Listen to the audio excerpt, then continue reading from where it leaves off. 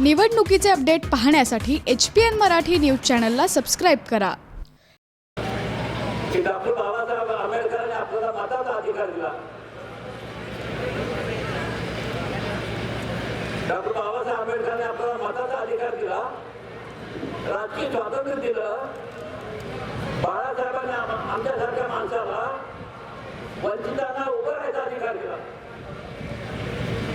बाळासाहेबांनी वंचितांचा अधिकार एकटाच व्यक्तीला नाही दिला नाही, महाराष्ट्रामधल्या अनुसूचित लोकांना उभा राहायचा अधिकार दिल्यामुळे काय झालं मित्रांनो, माळा या लोकसभा मतदारसंघाची निवडणूक लोक स्वतःहून लढलेले आहेत. ही लोक चळवळ झाली आहे, कारण बऱ्याच वर्ष वंचित बहुजन आघाडीचे सगळे उमेदवार जे आहेत त्यांना वंचित ठेवल्यामुळं परिणाम काय झाला? परिणाम असा झाला की काही घराण्यांची सत्ता वाढत राहिली, गरीब माणसं आधी गरीब होऊन गेली आणि त्यामुळे वंचिताला असं वाटायला लागलं या देशामध्ये आपलं काही स्थान आहे का नाही. परंतु बाळासाहेबांनी वंचित लोकांना उभं राहायचा अधिकार दिल्याबरोबर लोकांनी ही चळवळ आपली स्वतःची मानली. त्यानंतर मला आपला मुद्दा सांगायचा आहे की ज्या धनगर समाजाचा उल्लेख केला, 2009 सालाच्या जाहीरनाम्यामध्ये, राष्ट्रवादीच्या जाहीरनाम्यामध्ये शरद पवारांनी स्पष्टपणे सांगितलं होतं की आम्हाला सत्ता द्या, आम्ही धनगर लोकांना STचं आरक्षण देऊ. शरद पवार गेले 10 वर्ष विसरून गेले आणि बरोबर 5 वर्षापूर्वी याच सोलापूर शहरामध्ये, सोलापूर जिल्ह्यामधल्या सोलापूर शहरामध्ये मोदी साहेब बोलले होते, आमच्या हातात सत्ता दिल्याच्या नंतर आम्ही धनगरांना आरक्षण देऊ. इतकंच नव्हे, फडणवीस साहेबांनी सांगितलं होतं की पहिल्या कॅबिनेटमध्ये आम्ही धनगरांना आरक्षण देऊ. काय झालं? धनगर समाजाला कोणी आरक्षण दिलं नाही. ही गोष्ट मोदी विसरून गेले, पवार साहेब विसरून गेले, फडणवीस साहेब विसरून गेले, परंतु बाळासाहेब आंबेडकर विसरले नाहीत मित्रांनो. बाळासाहेबांनी आम्हाला काय सांगितलं? अरे आरक्षण वगैरे काय नाही, तुम्हाला त्या ठिकाणी सत्तेवर घेऊन बसवतो, सत्तेची चावी मी तुमच्या हातामध्ये देतो. 7 धनगर लोकांना त्यांनी तिकीट दिली. मला आपल्याला मुद्दाम सांगायचं आहे की धनगर लोकांना तिकीट देण्याच्या पाठीमागे त्यांचा उद्देश काय आहे? या 12 कोटी लोकांच्या मध्ये धनगर समाजाची संख्या 2-2.5 कोटीपेक्षा जास्त असून सुद्धा काँग्रेसने, BJPने, शिवसेनेने, आता राष्ट्रवादी काँग्रेसने कोणी गेल्या 60-70 वर्षामध्ये निवडून येण्यासाठी सोडा, पडायसाठी सुद्धा आम्हाला तिकीट दिली नाही. इतकी आमची उपेक्षा केली मित्रांनो. मी आपल्याला आता एक दुसरी गोष्ट मुद्दाम सांगतो, धनगर समाजाची नाही, पण आता लक्ष्मण माने बोलून गेले, ते राष्ट्रवादीचे एकेकाळी कार्यकर्ते होते, राष्ट्रवादीमधून जे आमदार झाले होते. आपल्याला माहित आहे, माजी मुख्यमंत्री छगनराव भुजबळ हे माजी समाजाचे माजी उपमुख्यमंत्री हेही राष्ट्रवादीचे कार्यकर्ते आहेत. लक्ष्मणराव ढोबळे हे बाळासाहेब समाजाचे माजी मंत्री होते, समाज कल्याण मंत्री.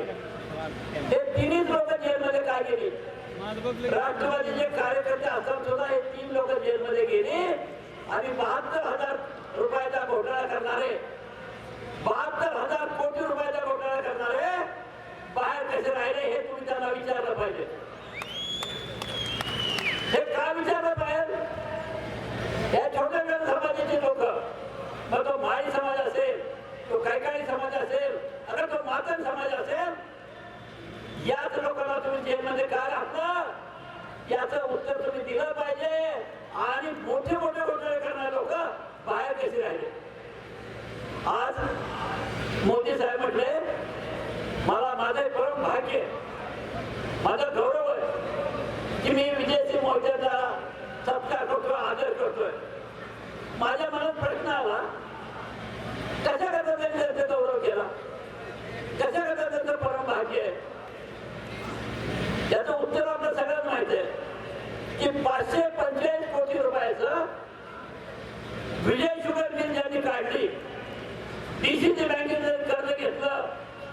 आणि ती विजय शुगर मिल बंद पाडली म्हणून तर सत्कार केला का त्यांचा, म्हणून गौरव केला का, म्हणून गौरव केला का? का सुमित्रा पतसंस्था जी आहे 200 कोटी रुपयाचा, त्या गरीब लोकांच्या सगळे हडप केलेले 200 कोटी रुपयाचा घोटाळा आहे, त्या पतसंस्थेला आता प्रशासक नेमलाय. मित्रांनो, हे गरीब लोकांचे 200 कोटी रुपये कुणी लुटले याचा तपास केला का?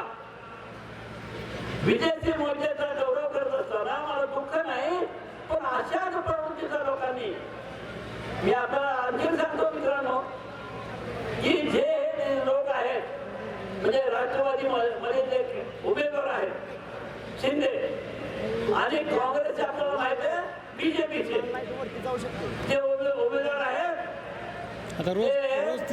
नाईक निंबाळकर, हे पहा तुम्ही गेले 2-3 महिन्यापूर्वी कुठे होते? एक तर होता बीजेपी मध्ये, त्या बीजेपी मुळे त्या जिल्हा परिषद अध्यक्ष होता, आणि दुसरा होता काँग्रेसचा अध्यक्ष होता.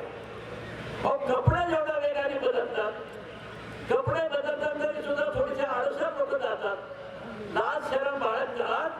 पण यांनी पक्ष बदलताना लाज शरम लज्जा काही बाळग नाही, असे हे लोक, असे लोक. अशा लोकांनी आपल्याकडे 60 वर्ष 70 वर्ष राज्य केलं. मित्रांनो, मी आपल्याला आणखी एक गोष्ट सांगतो, याचा पूर्ण इतिहास काय, पूर्ण इतिहास काय?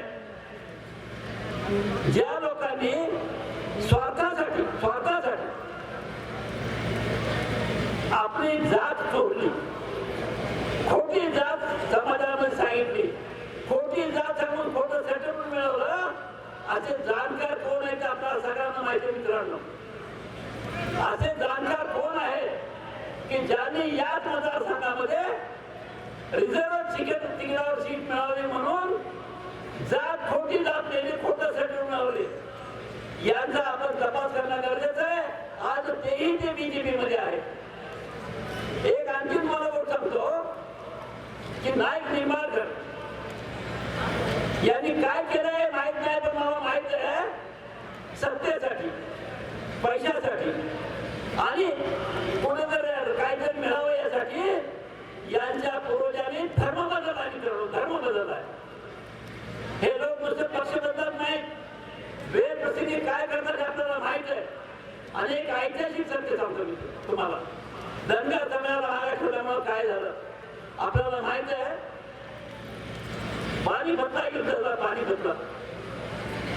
पानिपतच्या युद्धामध्ये आपल्याला आपण सहज हारू शकतो. मराठे त्यावेळेला दिल्लीची राजधानी काबीज करणार होते, दिल्ली काबीज करणार होते. आणि त्यावेळेस चर्चा झाली की मराठ्याचं नेतृत्व कोणी करावं, सैन्याचं नेतृत्व कोणी करावं, सेनापती कोण असावं. काय झालं त्यावेळेला? शिंद्याने पेशव्याच्या कानामध्ये सांगितलं की कोणत्याही परिस्थितीमध्ये महाजी होळकरांना तुम्ही, मल्हारराव होळकरांना तुम्ही सेनापती नेमू नका. लोकांनी विचारलं की मल्हारराव हे सर युद्ध जिंकून देतोय, पण मल्हारराव नेमू नका, कारण मल्हाररावने युद्ध जर जिंकलं तर होळकरांच्या आपणा सर्वांना धोतर धुवावं लागतील. परिणाम काय झाला? मल्हाररावला बाजूला ठेवलं आणि पानिपत मध्ये सगळ्या मराठ्यांचा पराभव झाला. ही गोष्ट आपण विसरता कामा नये. शिंद्याच्या कानगाईमुळं, शिंद्याने त्या पेशव्यांना फितूर केल्यामुळं मल्हाररावला बाजूला ठेवलं आणि मराठी सैन्य सगळं हरवलं. आज मी आपल्याला मुद्दाम सांगतो, आपल्याला पवार साहेब या मतदारसंघातून बाजूला काय गेले. त्यांनी या मतदारसंघाचा सर्वे केला होता. मित्रांनो, 1 लाख लोकांची मुलाखत घेतल्या होत्या. 1 लाख लोकांचं मत घेतलं होतं. त्यांना त्यांच्या बाजूला अवघे 25,000 लोक उभे राहिले, त्यांच्या बाजूने 25,000 लोकांनी कौल दिला. आणि वंचित बहुजन आघाडीच्या बाजूला 75% लोकांनी, म्हणजे 75,000 लोकांनी पाठिंबा दिला. त्यामुळे लोकांनी ही चळवळ हातात घेतलेली. ही निवडणूक लोकांची निवडणूक आहे. प्रत्येक माणसाला असं वाटतं, प्रत्येक बाईला असं वाटतं, प्रत्येक पुरुषाला असं वाटतं, प्रत्येक मुलाला असं वाटतं या ठिकाणी विजय मोरे उभे नाहीत, मी उभा आहे कारण मी वंचित आहे. आणि वंचित आघाडीने ठरवलं मित्रांनो मी वंचित आहे, पण येत्या 5 वर्षामध्ये कोणालाही मी वंचित म्हणून राहू देणार नाही. सगळ्यांना सत्ता संपत्ती प्रतिष्ठा देऊ. आता कोणी वंचित महाराष्ट्रामध्ये राहणार नाही अशा त्याचं स्वप्न बाळासाहेबांनी आपल्या सर्वांना दाखवलं. बाळासाहेबांच्या बद्दल मी एवढं सांगतो की गेले दीड वर्ष वंचिताच्या हातामध्ये सत्ता यावी म्हणून अहोरात्र आतापर्यंत पायाला भिंगी लागल्यासारखा संपूर्ण महाराष्ट्राचा दौरा केलेला आहे. अजूनही ते पुढच्या 8 दिवस सगळे महाराष्ट्रावर पिंजून काढणार आहेत. कशा करता सत्ता संपत्ती प्रतिष्ठा हे गरीब माणसाला मिळाली पाहिजे, वंचितांना मिळाली पाहिजे. मित्रांनो, मला या ठिकाणी एक आठवण येते की 26 जानेवारी 1950 ला आपलं राष्ट्र हे प्रजासत्ताक राष्ट्र झालं.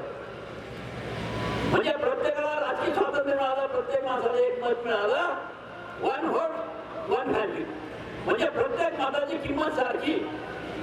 टाटा बिर्ला एकच मत, रस्त्यावर झाडवायला एकच मत.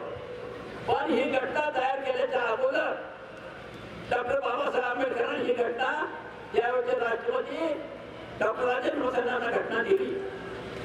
त्यावेळेस ते काय म्हटलं होते, त्यांनी एक छोटं भाषण केलं होतं की भूत भविष्य वर्तमान ह्या तिन्ही काळाचा विचार करून या देशामधल्या सर्व धर्माचा विचार करून 2 वर्ष 11 महिने 17 दिवसामध्ये आम्ही ही घटना तयार केलेली आहे. या घटनेप्रमाणे राजकीय स्वातंत्र्य आम्ही तुम्हाला देतो, पण जर सामाजिक स्वातंत्र्य आणि आर्थिक स्वातंत्र्य येणाऱ्या सगळ्या लोकप्रतिनिधी दिलं नाही, येणाऱ्या सरकारने दिलं नाही तर हा देश एक राहणार नाही. आज या देशामध्ये 25 कोटी लोक म्हणजे 1/4 लोक हे उपाशी राहतात. कशामुळे उपाशी राहतात की काही संपत्ती, फार मोठी संपत्ती, एकच मी तुम्हाला उदाहरण सांगतो. या देशाची संपत्ती 100% मानली आणि 130 कोटी लोकांची लोकसंख्या आहे. 130 कोटी लोकांच्या पैकी 2 कोटी लोकांच्या हातामध्ये 73% संपत्ती, 73% संपत्ती आणि राहिलेल्या 128 कोटी लोकांच्याकडे अवघे 27% संपत्ती आहे. परिणाम काय झाला, गरीब माणसाला पिण्याचं स्वच्छ पाणी मिळत नाही, गरीब माणसाच्या 2 हाताला काम नाही, गरीब माणसाच्या मुलाला चांगलं शिक्षण मिळत नाही. इतक्या जागा मी या माढा मतदारसंघामध्ये उभा आहे. या मतदारसंघामध्ये एक चंद्रभागा नावाची नदी वाहते, आपला सगळ्या नदी विठ्ठलाच्या त्या ठिकाणी जाते चंद्रभागा. त्या नदीमध्ये या सगळ्या ऊस कारखानदारांनी कुठलीही सांडपाण्याची व्यवस्था न करता गटार सगळे या नदीमध्ये सोडून दिलेले. परिणाम काय झालाय, नदीचं पाणी पिण्याला योग्य नाही, मासे मरतात आणि आपल्याला मी मुद्दाम सांगतो की प्राणी जे आहेत त्याच्यामध्ये 4 प्राणी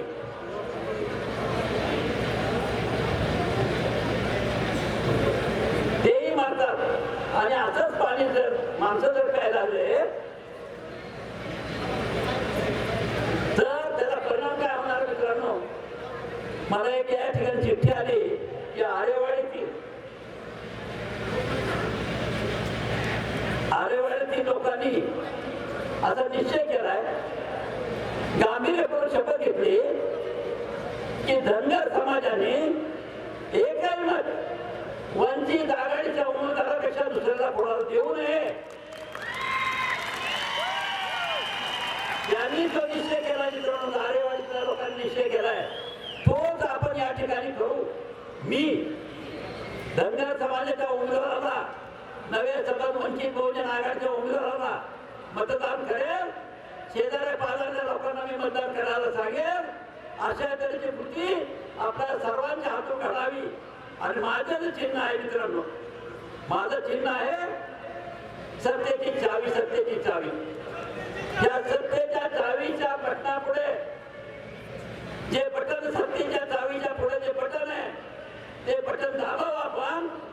ते बटन दाबल्यानंतर त्याचा आवाज मला कदाचित येणार नाही, पण ज्या वेळेला 23 मेला जेव्हा पेटी फुटेल त्यावेळेला सबंध जगाभर, सबंध देशभर या चावीचा प्रताप करेल. तशा तऱ्हेने कृती आपण करावी एवढीच अपेक्षा व्यक्त करून या ठिकाणी थांबतो.